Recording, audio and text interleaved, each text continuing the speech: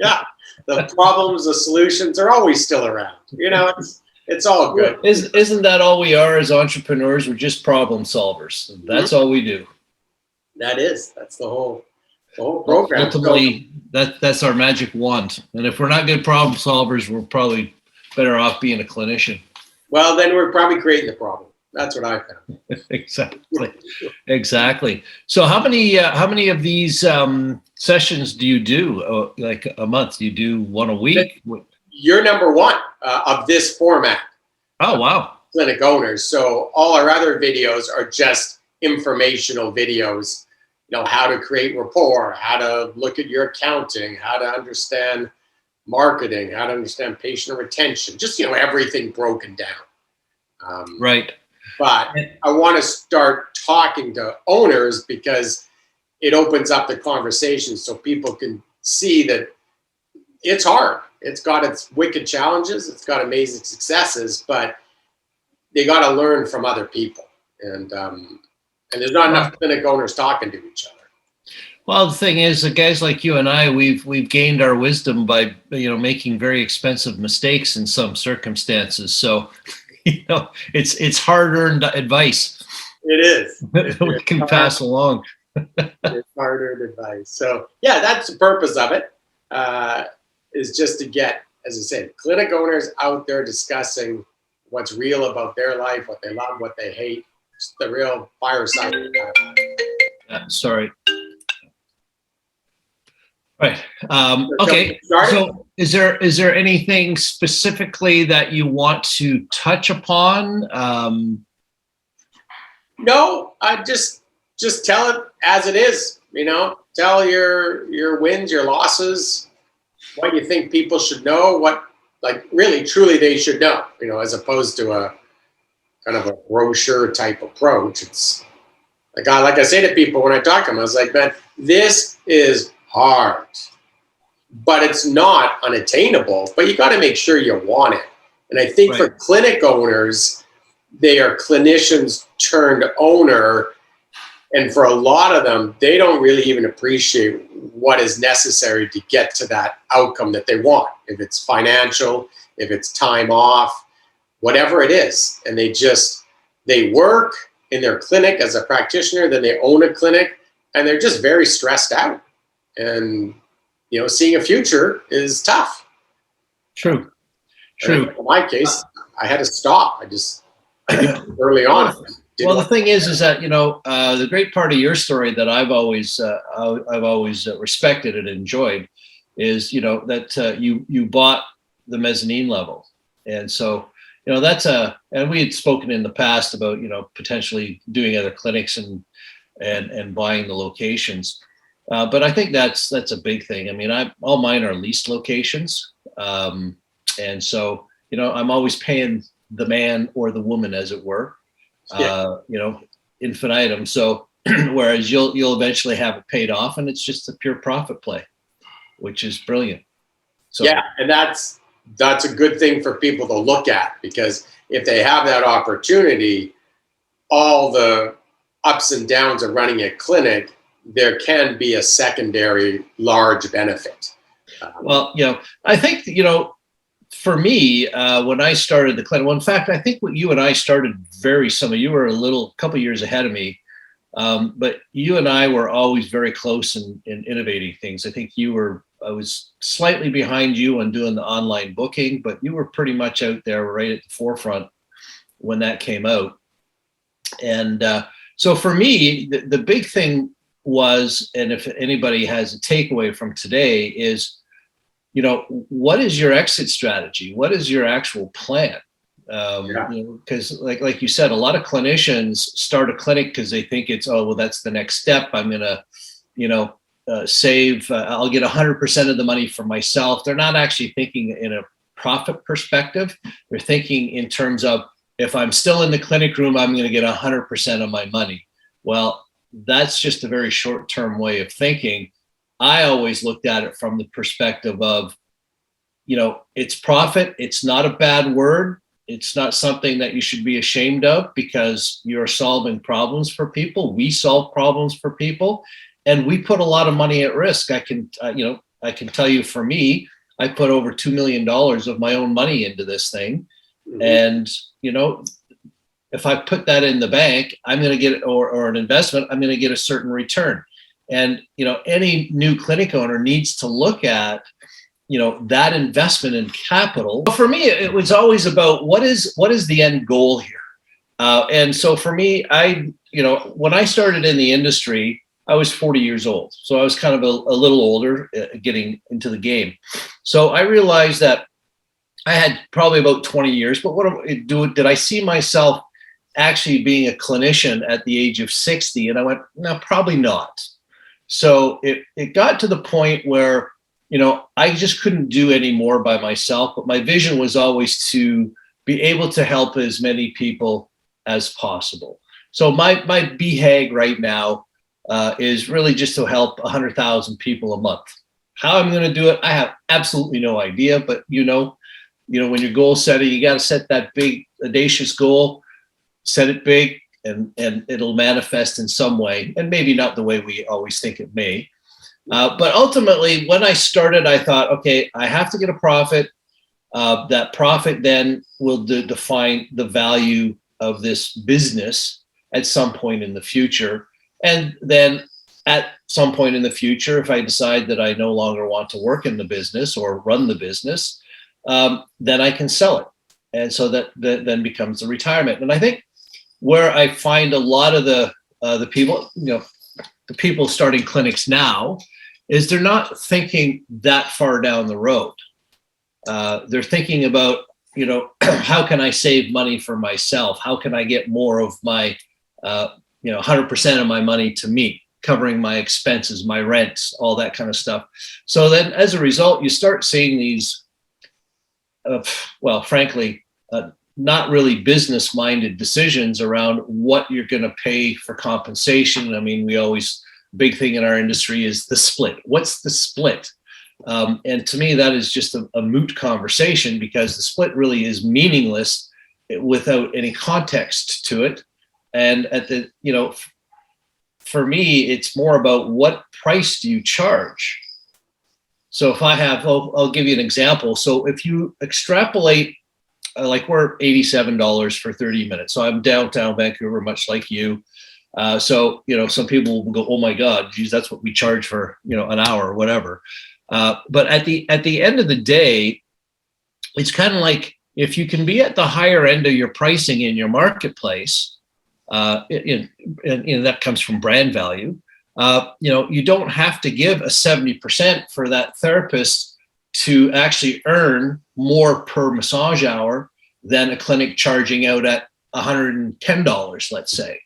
For an hour, we're $140 an hour.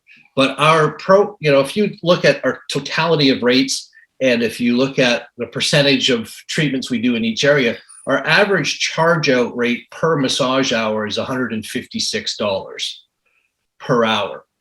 So we're at a 65% sliding scale. So what I've done is I've looked at a clinic room as an independent business. So when a clinician comes in, whether it be a RMT, physio, whoever it may be, that's their business. That's their location for the number of hours that they got. So I look at that $156 an hour. If it's a 6-hour shift, I'm going to multiply that by 6 hours. And so in a perfect world, that therapist can generate $156 times 6. Let's just call it $1,000 as a general number.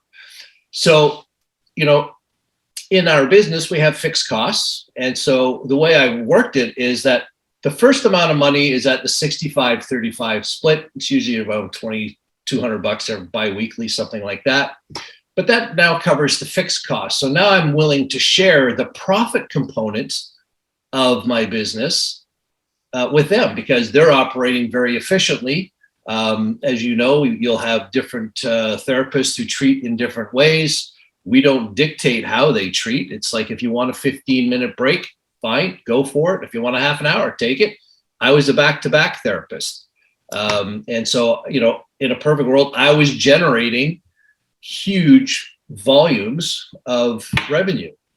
Like even in our business, I think our top therapist, RMT, produce $290,000 in gross revenues Wow. just because of the way They're they working. practice. Yeah, they're Now working. they were working 40 hours a week, but ultimately they are very efficient therapists. So they're making a huge split.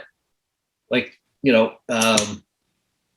I don't have caps, and that's probably a topic that most clinic owners are going to run into is some people come out of school, they're hearing about caps, they're hearing about 80-20 splits, they're hearing about a lot of different things. But the reality on the ground is you can't run a business at an 80-20, and you can't really run a business on a cap either. I think most clinic owners need to understand that even from the context of they want to be fair, and I understand that, as do I. But at the end of the day, once you place a cap on the space, now all of a sudden there's variable costs in our business. So for each dollar that you're generating in revenue, as in our business, let's just call it 15%. You got your linens because we have a linen service, and then you got your merchant visas, then you've got your other fees that come in there, and so just call it 15%. Well, that means for every dollar that the therapist is earning above the cap, the clinic is now losing 15% of that dollar, or 15 cents in every sale now. So their cap is now costing them money. Yeah. And so this is one of the reasons I've never had caps. And so, but what I've done is that with the sliding scale, a person who is working at the level of a $290,000, well, they're earning basically a 90-10 split at the top end. So as it comes out, they'll average maybe a 75-25 or whatever it might be. But ultimately, it's how they practice is what they end up earning. I've never been a big believer that everybody should get. I think everybody should have the same split at a starting basis. But to me, how you want to treat will then define how much you will earn. So from a business perspective, again, as we're probably both aware, that at the end of the day, a 70-30 for someone producing, $50,000 in revenue, and a 70-30 for someone generating $150,000 in revenue. Well, is it fair that the lower producer should get the same amount? So this is where I brought in the sliding scale, is that if you want to treat, and only work a couple days a week, that's awesome. And we need people like that. And I love people like that. And I honor that. We have a lot of moms that do that. But the value to the business, without diminishing them as a person and as a clinician, is it just becomes down to, a business decision has to be based on numbers is one piece. Of course, then you have the human resources factor as well that you got to bring into play in every decision. But ultimately, how I look at it is I just look at how efficient is the practitioner, how much revenue do they generate, because at the end of the day, it's a business. And then the more they generate, the more I want to give them. And that's how I've looked at splits and sliding scales. And I think that's excellent. The one thing I'd say too, you talk about those caps. I always say to therapists, a cap is a disaster for you, because what the incentive is then for me is to not invest in you as you get above the cap. And you want me always investing in you. Because if I don't invest in you and you hit a slow patch or problems in your practice, whatever they may be, you might have a death in your family, whatever. There's a million things that go wrong in the human experience. If I'm not actively invested in keeping you busy all the time, you have two opposing issues there. And people, like you say, are always looking at the dollar. Oh, I want to save this amount of money. And they don't really open themselves up to and we're going to talk about that, the human experience side of working in a business and all the benefits that come from working in an organization that supports you, above and beyond the quote unquote split, right? Exactly. That seems to be this laser focus, and you touched on it, say, with new grads and that. And it's just, it's brutal to see what they're being told out there. And I'm shocked when people come in for an interview and they're like, yeah, 80-20. And I'm like, 80-20? Like, you go try and do that. By all means, go somewhere else, because I can't create an environment where everybody's going to win at 80-20. It just, sorry, it doesn't exist in my world. It may in others. I think, and I think you've hit on something pretty critical. It's got to be a win-win. Mm-hmm. It can't be in favor of the clinic owner, nor can it be in favor of the clinician themselves. To me, it's about how do you find the balance that both parties are happy. And it's like in anything with human relations. It's, you know, you've got people polarized at the extreme ends of either, either idea, but ultimately you're looking, where's the central point? Where can we both compromise a little bit and be happy, understanding that in my case, I've invested $2 million of my own money to make this thing happen for you to come into this environment. And I think it's not a bad thing to want a rate of return on that type of investment. And so if we parlay that thought into something where it's a smaller clinic, because I imagine some of the people watching this may, just have, maybe they invested $50,000, which is a lot of money. You're taking a risk because that's your $50,000 that's at risk. So, much of what I see, sometimes when I go online is like, it's like the word profit is a swear word. You shouldn't be profiting off us. Well, we're not profiting off you. We're profiting off the fact that we're solving problems for you as a clinician and the patient as well. So we're making it a business environment where you can do your craft problem free, and we give the patient the ability to easily find the clinic, number one, online, and then of course if you have online booking, to get in easily. And so ultimately, we each have a role. The therapist has a role as well as the clinic owner, and we need to work together. And that's really what I've been trying to do for the last 20 years. Yeah. What do you think your biggest pain point is in the last, of course, COVID's been an issue, but let's say pre-COVID, what do you think your biggest pain point is now? Also coming out of COVID, what do you see that gets in the way of you getting to the 100,000?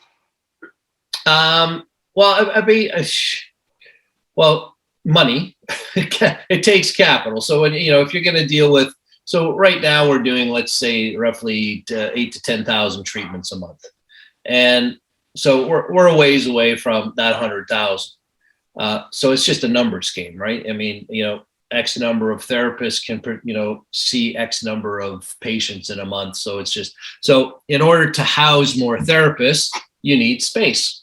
And in order to get space, I have a certain capacity. So at this point I've got, so I call my clinic rooms, or even our rehab area, I call them revenue generating spaces, not a clinic room, but just a revenue generating space. So I'm thinking, there was something that was said to me once, and I was a member of Entrepreneurs Organization. And I had a dilemma because I was an RMT in my head running 4 clinics. And I was just hiring this high level chiropractor that I felt very less than, right? And so my counterpart, my peer, said, he just looked me straight in the eye. He said, Mike, he said, are you a massage therapist or are you an entrepreneur? And I went, that's a great point. And that was my aha moment. That's when I changed from a massage therapist mindset to an entrepreneur, understanding that my job was to facilitate and connect people who needed treatment with therapists who could do good treatments. And that was my job. And the obstacles that occur between those two extremes, as an entrepreneur, it's our job to solve the problems so that marriage is easy. And so that's really been, at this point, the stumbling block hasn't really been COVID. It's been, as a business grows, it's the systems that limit you. Yeah. So as your clinic grows, as you know, the environment becomes more complex. There's more information that's being generated. If you want to, have dashboards, which for those who are watching maybe don't know that term, but ultimately it's like looking at the speedometer, the gas gauge of your car. Well, I have dashboards for my business. How many new patients are we getting a month? What's our capacity utilization? All these kinds of things. So I have it coming up, just like you would see on your dashboard of a car. I can look at that and know the health of my business in an instant. But that's the kind of stuff that you could keep in your head for 1 or 2 or 3 clinics, but you can't do that. We have 5 now. We have 64 practitioners and 30 support staff. So we got roughly about 100 people. Well, you need systems for that to happen. And you've grown much like I have, except with one location, which is a smarter way to do it for those watching. It's you maximize your rate of return by having a larger clinic, and with me, I've got 5, so I'm paying a lot of overhead to staff them, to pay the rents, all the insurances, et cetera, et cetera. So so for me, the biggest impediment up until now has been the systems, but we've spent COVID in our back end revamping all our systems. So now we're smooth. But I think the second piece to that, outside of systems, is how do you find therapists? How do you find staff? Let alone just therapists. Let's just talk about front end staff, who really are the glue that binds it all together.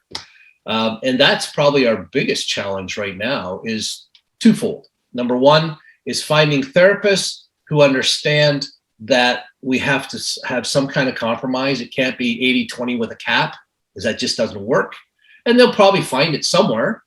But those are usually the people who, maybe are watching this video right now, who are going, I'm not making any money. I'm working a lot harder than I ever have. I wish I would have just, and I know many, as you may as well, clinic owners who basically just got out of the clinic and went back to just doing their therapy, working for someone else. And I've actually had prior clinic owners working with us. Me too. Exactly. It's a really good thing that they do that, because it's hard, like I say, and you got to be all in it, like yourself. $2 million investment, 5 clinics, 100 people in the company. Like, you're in. And this world, an example just happened, like LifeMark being bought out for that $845 million. This world of healthcare is only becoming more competitive. And if you take it on like it's, I'm going to try this out and I'm going to put a few therapists around me, you're going in with about 5,000% extreme stress that's going to be created. And you're going to find your return on your investment to be probably not that good. Exactly. Because the competition is just fierce. And I mean, we know that in downtown Vancouver, it's a clinic on every corner. It's a Starbucks.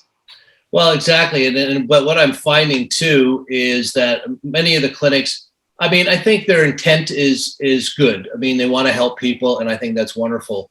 But there's a lot of them that aren't run as a proper business. Yeah. It's just an extension of whether it be an RMT or a physiotherapist, or whoever owns the clinic. It's just an extension of who they are as a practitioner, not as a business person. And that's where the mindset has to shift. You have to move out of the clinic room, because you're working in the clinic. You got to work on the clinic. You got to separate yourself from the day-to-day to really start the visioning process. I'll just share this with you. Not that anybody can actually see this, but you're familiar with scaling up? Of course. Okay. So I work with a scaling up program, right? So that's my business in a nutshell. So I know what I'm doing, what my, big, hairy, audacious goal is. It's in front of me all the time, what my core values are in the company. So, what it is that I want to do in terms of the numbers. And that's the sort of the goal setting piece that I don't know how many clinic owners actually do that. But when I sat down back in 2002, when I started my first clinic, is I thought, where do I want to be 20 years from now? And that's where I started from. And so it's just, because for me it was, how am I going to get out of this business? Am I just going to be a clinician the rest of my life, which is just fine. I mean, but for me, that wasn't what I wanted, because my background was in corporate finance prior to this career. So I just embraced the entrepreneurial mindset of, okay, well, let's grow this business and create a brand as well. And, you know, you've created a brand well known in Vancouver. We're known in Vancouver as well. For those who haven't, you know, it's PainPro Clinics. I don't think we mentioned where we're from. No, we just started talking, but I'm going to do an intro to. Okay.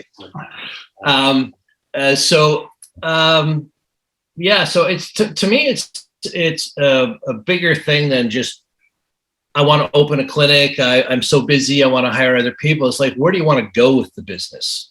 I guess that's where I would, you know, invest your time and your thought processes is, you know, and ultimately, is this going to be a legacy business? Do you just want to have your family members working in it? Or do you actually want to sell it 20 years from now? Because, you know, you brought up a wonderful point, because LifeMark had approached us about 5 years ago, but that's when they were just starting to consolidate the industry.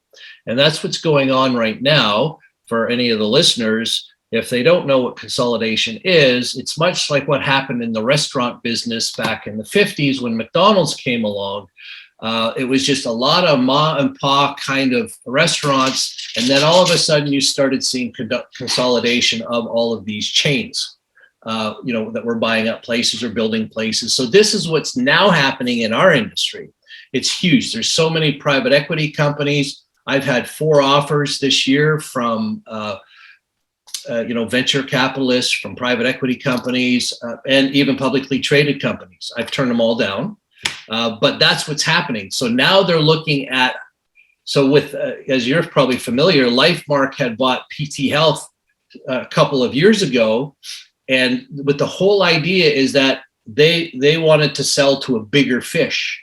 Yeah. So LifeMark, I think, had 130 clinics across Canada. PT Health had around the same amount. They wanted to get to 300. They reached that mark with that sale, and now they've flipped it, and for $840 million or whatever the number was, to I think Loblaws or whoever it was. Yeah, Loblaw Shoppers.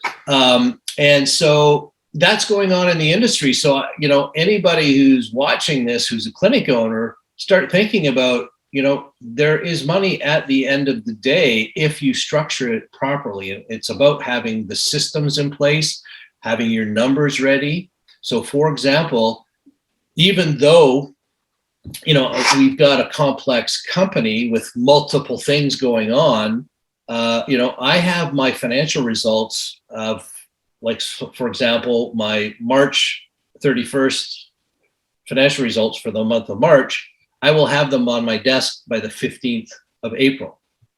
Because at this stage of our business, we're running the business based on the numbers. Numbers don't lie. And so you have to know where you're going. You know, is my pricing right? Is my pricing right both to the consumer and also to the therapist? You know, can I squeeze more for the therapist out of that? And so that's, you know, for us was the most important thing, was getting the numbers, understanding your numbers. And I know clinic owners who have multiple clinics that still don't have numbers from the year end from last year. They have no idea what their monthly number is for last month. I'm like, how do you run your business? Yeah, no, it's brutal. And you brought this up very early on. And this is what, I mean, like I say, practitioners turning business owner, it's a very precarious transition. Very few make it, but it's that exit strategy. And I learned from Tony Robbins, done lots of work there, and he hammers home, if your business isn't ready for sale, it's really not a business. It's just an ongoing event for you. It's probably pretty stressful. You just mentioned you don't understand how much you should charge the public. You don't understand how much you should charge a therapist. you're leaving so much on the table consistently, and then after a while it just all blurs out and you just let it go. And again, getting to the exit strategy first, you can play everything back. And of course, in an immature business mind, you don't even understand that. But of course, over decades, you get it now. And it's just like, you can sit down and you can put every little section of the business together, the costs, the systems, and you can predict the future to a very, close margin. And if you want something, that's where you need to start. And it's not just, all guns a-blazing, I'll do anything. I mean, that's what you do in your 20s because you don't know anything and you're so naive, and it's, it's a lot of fun, but there's a lot of pitfalls, and sometimes you can blow the business up. Where, put a few more decades on us, you realize that there's a lot of people that count on you to get it right. Therapists, admin staff, your family, of course, yourself. And so that exit strategy starting is just, it's essential to get right. So thank God you brought that up, and you're talking about it all the way through, because really that's the base theme of getting things right. But I think by just even taking that mindset, now you're thinking about the future. Yeah. The present moment is where the magic lies. But if you don't have a goal for something that you're going towards, when you get events that occur, let's just take this as a prime example. You out of the blue, we haven't spoken since before the pandemic, because clearly you're so busy flying around doing wonderful things. But at the end of the day, it's kind of like, I'm thinking to myself, how can I help 100,000 people? Well, this is a perfect example how, the wisdom or knowledge that I've gained from making a whole ton of mistakes, I now have that opportunity to talk to you, and hopefully somebody, gleans something from this conversation that, can walk away and say, hey, that was helpful. So now I have moved one step closer to helping that 100,000 people, just as a result of when you reached out. I could have been in a different mindset, not being present, and just said, oh, I'm too busy. I got to work on the business. And I said, no, this is something that, we could collectively help other people who are looking for solutions. So this is why having a goal is very important when you're in your present moments, because you're going to get so much coming at you in the clinic business, entrepreneurial world, that it's what do they call it? The reticular activator in the activating system. Yeah, part of your brain. Yeah. Yeah. And so, for those of you watching, that's the system where it actually kind of acts as a filter for all the data that's coming in. So for those of you who have bought, let's say, a white VW, and all of a sudden that's all you see on the road is white VWs everywhere, that's your reticular activator doing its magic. So this is where having goal setting, this is why having my success map, it's in front of me all the time. It's front of mind. So when things occur in the present moment, I can now say, oh, geez, well, you know what? That will help me move towards achieving this particular goal. But if I don't have a goal, these events occur and I just don't think about it. And so you miss some really wonderful opportunities that may come your way. And the focus, and you talk about that, the reticular activating system, where the focus is, that's where your energy goes. And like you mentioned, the white car, you're so excited about it. That's what's bringing that to your attention. And with these goals, if they're not up front, right in front of you all the time, you're not making the right decisions. And I see a lot of people, they're going after small things that could work out over time, but you're better to say no to most things, go after the bigger ones, risk more, and you get a much greater outcome down the road, because we all trade this money at the beginning, time at the beginning, because we think time is endless. It's all we got is time. But you realize, boy, you get after your 50s and you go, there's more time here, but now let's be a bit wiser. And so it's so important to get that focus right. Because boy, anything you focus on will happen with enough energy and enough passion.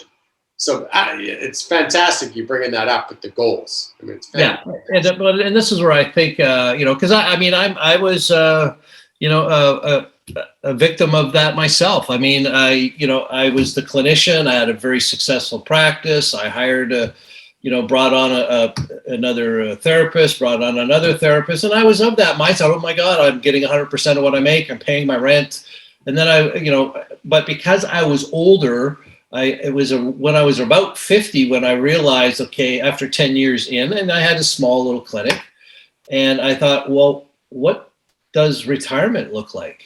Yeah. A lot of people starting clinics now are a lot younger, so retirement is something that doesn't even exist. But I'm 60 now, and so my thought processes are, if I was a clinician, you just don't have the strength and stamina that you do when you're 20. It's just the way it is. And so for me, I realized I had to go big or go home. That was kind of how I made the decision at the age of 50. And that's when I invested about $1 million at that point to build out the clinics that I have. And how'd you do that? You go to the bank, you do your own money from your house. How did that all happen? So I went to the BDC. So the BDC is, for anybody out there, they are designed for entrepreneurs. You will pay a little more money, but they base their decisions on cash flow. So if you want to expand your business, the BDC is a wonderful place to do it. And then they have all kinds of consultants that can help you. They'll do analysis on your SEO or your digital marketing programs. They've got CDAP, which is the new sort of technology grant that's come out from the government. They help coordinate that with you if you need to utilize them. They're an amazing resource for entrepreneurs. But ultimately, that's where I got the money. And so it's a big risk. They don't ask for much in terms of security. So it's not like I had to give my house or anything like that. So ultimately I invested. So I built out the capacity, but I was carrying a heavy debt burden without having increased the business yet. But I had the potential to increase the business because I doubled the size. So I had at that point 17 revenue generating spaces. I think I referred to that before, which is ultimately clinic rooms and rehab spaces where you can generate money or revenue. Well, I doubled the size. We now have 38 amongst 5 clinics. So, for me, now we're starting to fill that capacity in. Now the company becomes profitable, but it was lean at the beginning because you got to grow into what you built. As they say, build it and they will come. I would preface that with saying you have to have a really good marketing program to make them come as well. Oh, yeah. Because we spend about $7,000 a month, almost $100,000 a year, just marketing. So when people ask, and this is something that I find very interesting, is I will pose this question to your listeners: is that what do you consider yourself to be? What do you consider your clinic to be, your business to be? Now, for me to answer that question, the standard answer is, well, I run a health clinic or RMT clinic, whatever it is. I actually run a marketing company, a marketing and education company that actually provides business services to healthcare professionals. So I've spun it around because unless you get people, bums on the table, as it were, you can never grow your business. So you can have 100 therapists, but if you have no patients to come in, then you really have 100 people who aren't eating when they get home.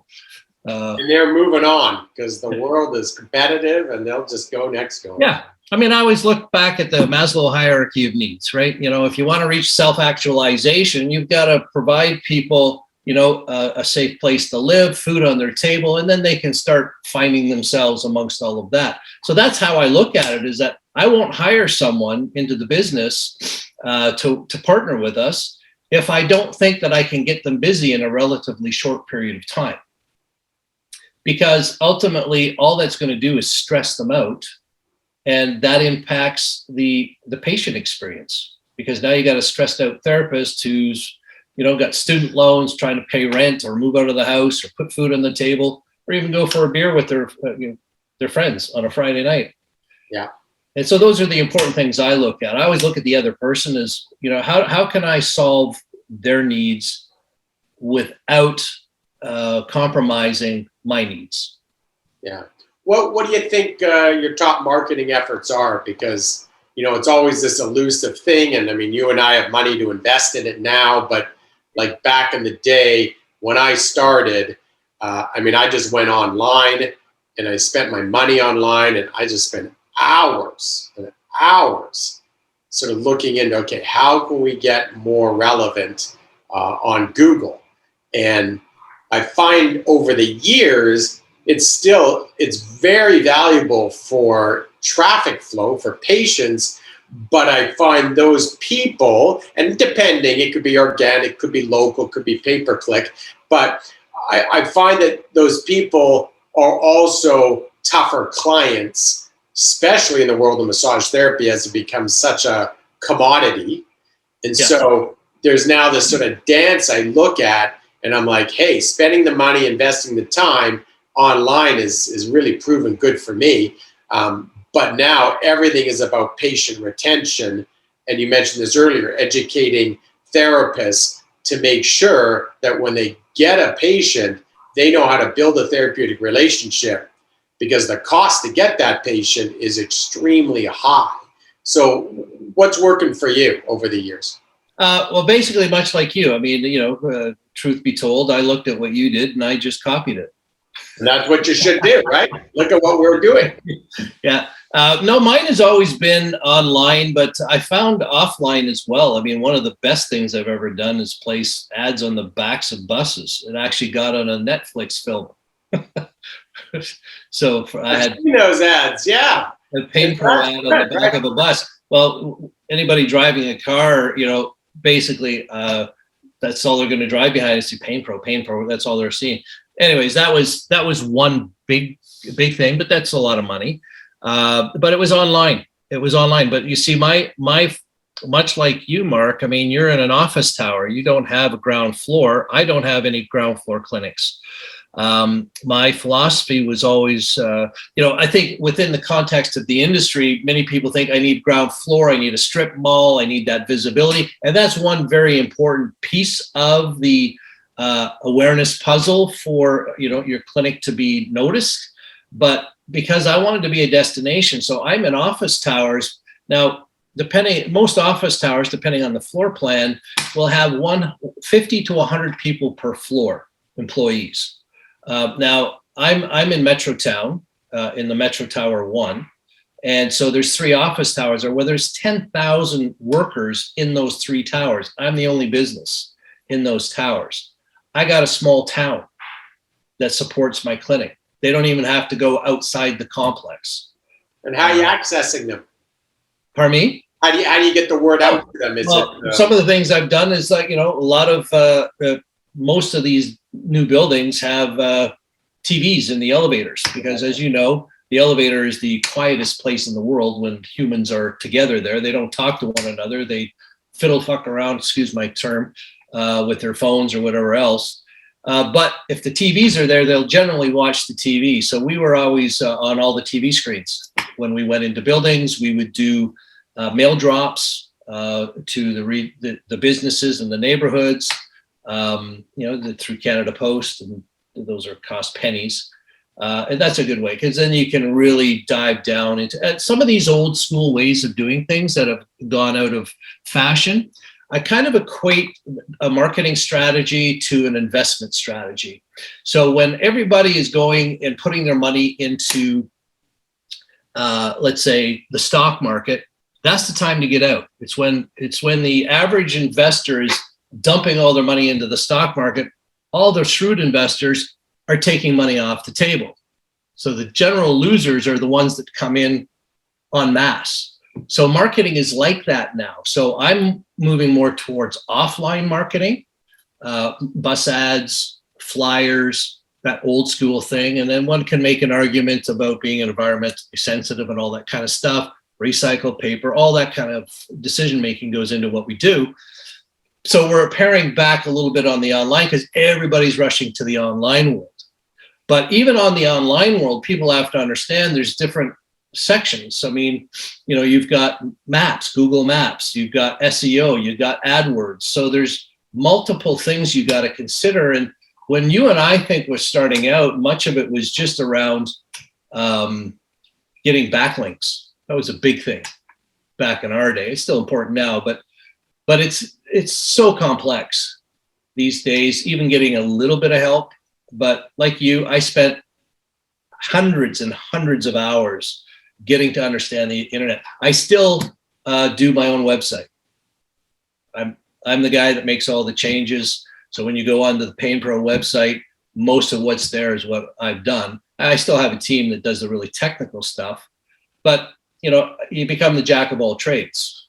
But again, the advice I could offer is do that which you are very good at, and pay someone else to do that which you are not very good at. Yeah, and the one thing, I mean, that's a really good point, because that brings me to the next part here, is that COVID really gave me a blessing. One, it scared me because business closed for 2.5 months, and I was like, whoa, man, am I really prepared for something like this? And of course, overall I was, but it's like, if this goes on for a year, there's a lot at risk here. But the biggest thing it taught me is that I didn't need to be at the business, in the business, having the business revolve around me. And we closed down our admin office. Everybody went virtual, and we could run this business better than we ever did. And it allowed me to just completely step away and go, okay, I got to put people in place. I got to hold them accountable, but I got to let them live their dreams because they want to be a part of a business. And I just hired some great people in my management team. And it's just been, I mean, a bit cliche, but a blessing. Yeah. 2 years later, to be able to have freedom. And you mentioned this just before I started here, is that you can just focus on what you're good at.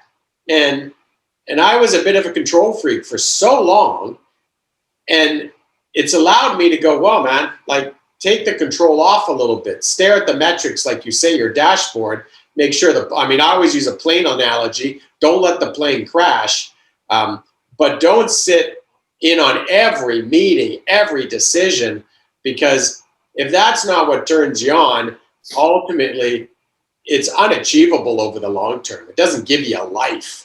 Yeah, it's so true. And as some of your listeners will evolve their clinics, there is a point where you are involved in every aspect of the business, because it's good to understand the dynamics of the business so that you can make shrewd decisions on how to find solutions.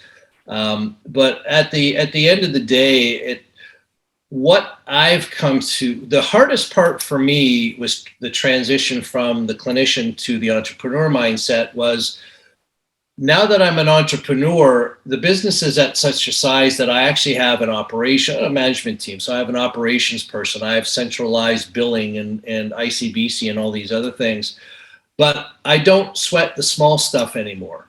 It's kind of like I've hired people who are fully capable, and you got to let them be and do their thing. And this is where the dashboards come in. Now you can just take a snapshot of your business. Oh, we're a little out over here. We could do a little deeper dive into that.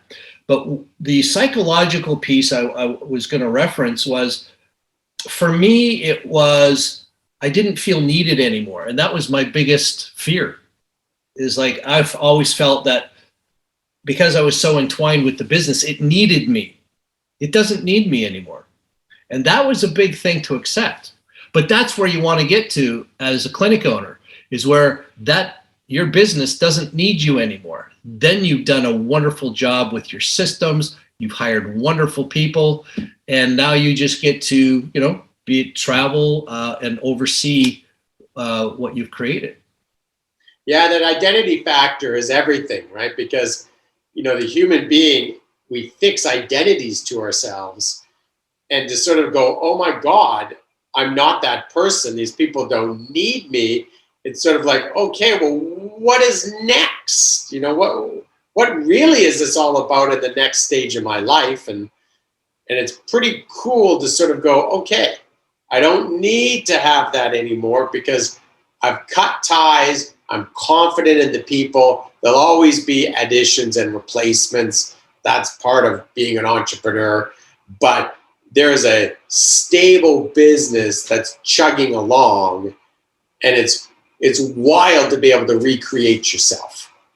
Absolutely. And I mean, ultimately, that's kind of where I'm at right now. We're looking at various things to evolve the company in a similar but different direction, niche it a little more, I guess. And that's fun. I mean, I love that kind of stuff. It's the visioning piece that I'm just this person, although my mind works in numbers, so it's a natural thing for me. Again, some of the listeners here may not be so natural at numbers. But for me, it's kind of like, what do I do next? Like, where can it's dreaming. It's about dreaming. And I think it comes back to, I wanted to touch on one other thing in this discussion, which was, a scarcity mindset compared to an abundance mindset. And so, many clinic owners are in a scarcity mindset because they're afraid about raising prices. They look at their local market. They do, it's like, well, everybody, nobody, I would be the highest. I'm not going to lose all my customers. Well, I can guarantee I'm probably higher than most people in the entire, any marketplace that I'm in. And we don't lose business. It's because it's what value are you providing for that money? Because for me, I don't want a patient base that is price sensitive, because as soon as the lower price comes along, you've lost that customer. For me, I want them to buy into the brand. What is it what is my story? What is the story I get to tell you? And is that story congruent with your experience? So for us, we're a premium brand. We charge, as I said, our average hourly charge out rate is $156 an hour. That's crazy. But we're $87 for 30 minutes. Well, you extrapolate that to an hour, that's $174 an hour if someone's doing back-to-back treatments. People don't think in terms of that. So I think in terms of my price is the number one thing that I look at. How can I be the highest price and still attract people? And so we just raised our prices April 1st. Yeah, you get a few complaints, but those are the odd ones that, they're price sensitive. So they don't see the value in the brand. So we don't want you anyways, because you're never going to be happy with the brand and what we're trying to accomplish for you. So go get your cheap price, and whatever experience you get with that, that's what you get. And that's what I kind of implore many of the clinic owners to do, is like, look at your pricing. Our RMTs are worth every dollar, and they're worth more. And so why not try to get more? So the things that I do to add value is we give away free exercise bands. They're all branded. We get them from China. They're really quite inexpensive. And we just hand them out when you want therapeutic exercise done. Well, their compliance is going to be a lot better if they don't have to go buy all of the equipment to do what you've asked them to do. And then you can show them in the clinic and then just hand it to them and say, no charge. And so they're willing to pay, because now in the consumer's mind, there's value there to that. There's value to, being able to book online. Everybody books online now, but when you and I started, we were kind of a couple of unicorns out there. I think, well, you were certainly the first, and then I wasn't far behind. And so it's like, how can you add a little value? Like something is stupid. We have the PainPro pain pills, we call them. We haven't had them out for a while, but it's just jelly bellies in an automatic dispenser. And so we've done a survey, and I do surveys every month in my newsletter. And so we said, what is it that keeps you coming back? Well, to PainPro, 10% of the people, it was the jelly bellies. It's like, you don't know what brings people back. But the more things that you offer as a potential value add, and they only cost pennies, but if you can get $10 more on your price and you're only spending an extra dollar per treatment on average to get that $10, well, not only is the therapist making more, you're making more, and then you can then reanalyze what is the split that you can negotiate. Because what I'm finding with a lot of the people coming out of school is because they're so fixated on the splits. 70-30 seems to be the big one. I've heard 80-20s here and there. But ultimately I said, but what are you earning per massage hour? A percentage means nothing without context of what is the price? What are you making 70% of? So I can show that even at our rates, a therapist will make more money per massage hour with PainPro than they can at almost any other clinic. And so that's what I'm trying to get people to start thinking about. Is it has nothing to do with percentage splits. It's like, let's get the most amount of money into the pocket of the therapist.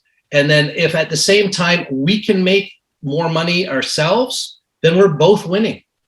Yeah. And that's what price allows you to do. Yeah, yeah. Hey, Mike, I could talk for hours with you. Yeah. Well, I respect you. I love what you've done. We've known each other for a long time. The last thing I do want to touch on is you mentioned the scarcity and abundance. And in clinic owners, they have a tendency not to share information because they think, oh, it's got to be my own and I got to make the money. And if I share it, the next guy's going to take my ideas. And I mean, you're really open. I've always been open with you. And I think as clinic owners, we got to be more open with each other because it isn't a scarcity mindset. It's an abundance mindset. I mean, for those people who are out there, Mike and I have a clinic literally 8 blocks from each other. You know, like you could say, oh, wow, we're wicked competitors. And it's like, no, man, we're boats in an ocean and we're rising the ocean up and we're making it happen for both of us. And so as clinic owners, we got to realize this isn't a competition. This is about knowing what you want to give, knowing the value you're offering. And that's where you got to be at. So thank you for being open. I really, really appreciate it. Yeah, and you know, on that point too, Mark. I mean, ultimately, I've always been open. I've helped, like yourself, numerous people who have left PainPro to start their own clinics. Yeah, like I've actually literally helped them with figuring out the finances, the spreadsheets, you know, all that kind of stuff. I hide nothing. I mean, at the end of the day, I do the things that I do well, and you know, I can offer, you know, the sliding scale, all that kind of stuff. No, most people don't even think about things like that, but that's a real game changer for us because we actually have therapists that can earn 75-25. But I've also made the 65-35 at the beginning of that, but at the end, the average is 75-25, but there's so much cash throw off that we both are winners. So I'm making less of a percent, but I'm creating more cash. Yeah. At the end of the day. And you know, I won't dig down that rabbit hole because most people will glass over, but maybe it's a good point to end on. Yeah. But I mean, at the end of the day, I mean, the thing to remember is we're all in it together.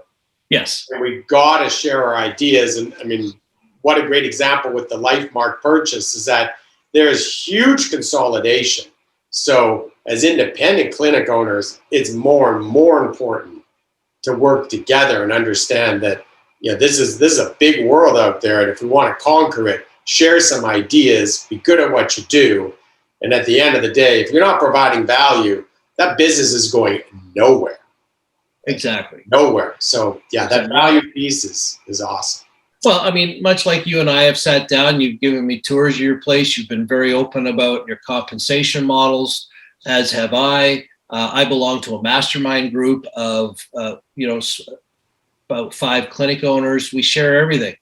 And so at the end of the day, I kind of know what my competitors are doing, but they're not really my competitors because ultimately there's so much business out there. Like we all say, you know, when you look at the stats, well, only 28% of the people actually use massage therapy on a regular basis. I'm like, well, that's great. But what about the other 72%? How do we get those people? There's so much business. Yeah. And so this is why I don't mind sharing stuff. I mean, you know, I've shared my success map with competitors. It doesn't do that, you know, it tells them what our, you know, our values and where we want to go, but doesn't say how we're going to do it, because that's up to us. So it's kind of one thing, 1% vision, 99% alignment, yeah. You know, so, you know, that's kind of where I was talking about goal setting earlier, is that's the 1% of the visioning. The other 99% of our work is actually boots on the ground, making it happen. Yeah, the execution. Execution's king. Okay, Mike, let's wrap up. We're going to get you back on down the road, but thank you so much for your time. And it's a pleasure chatting to you. Okay, buddy. You get it.